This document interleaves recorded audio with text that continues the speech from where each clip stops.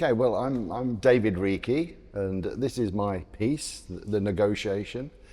Um, the, um, the heritage between artist, gallery, and collector is ancient.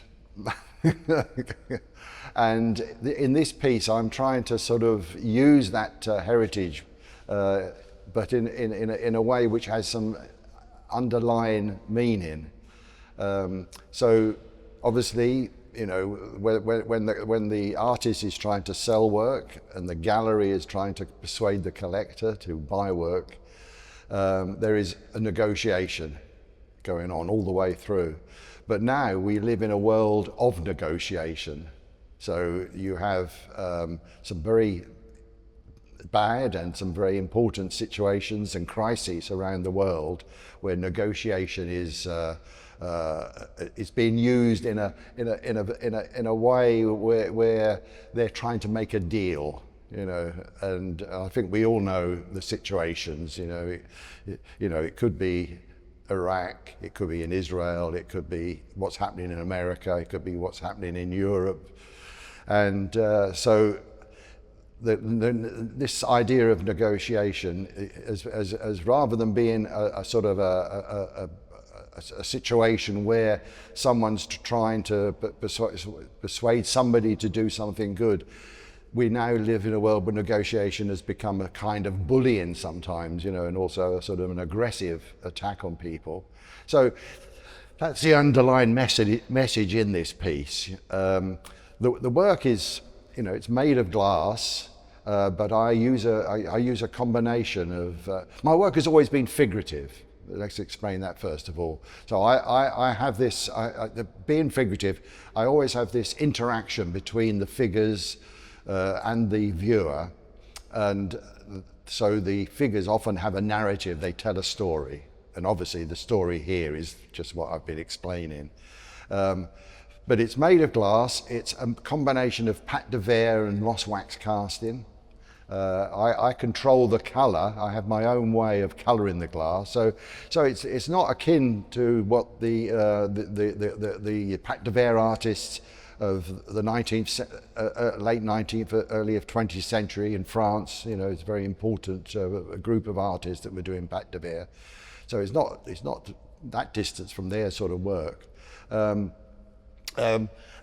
I use glass colours to colour the glass, so that gives me an endless palette of colour, and in a sense that makes the work very special for me. Glass is also a very live material, as opposed to stone or bronze casting. Glass has an inner life, which I think helps with the figurative work, and that's why I enjoy making it, basically. World politics, really, world politics and life around us, you know, and that's where I get my inspiration from. You know, working figuratively means that I can tell stories, and I tell stories about what's happening around us in society, and people's reaction between each other. Well, the emotion is I suppose is a thoughtful one. You know, it's work that you have to think about, but at the end of it also has an underlying humour, but that humour also has a slightly darker side, which is about, you know, the kind of message that I'm trying to sort of portray. I'm not trying to sort of do it very directly. It's subtle, you know, but it's there. Well, I mean, as I said at the beginning, I think the heritage is between me, Serge, this gallery, my work, the people that buy my work. You know, this is a heritage which is very important to all artists, you know. So that's, I mean, that's a sentence. Well, it's always difficult with working with glass. You can never guarantee how the piece is going to develop, and then I work with the lost wax cut process. So that's a lot of modelling with wax, and then casting that wax up. That's the kind of bit that you can control. But then once the wax has been removed from the mold, and then you're going into the kiln to melt the glass in and fire the glass over a long period of time, you're never quite sure what's going to happen.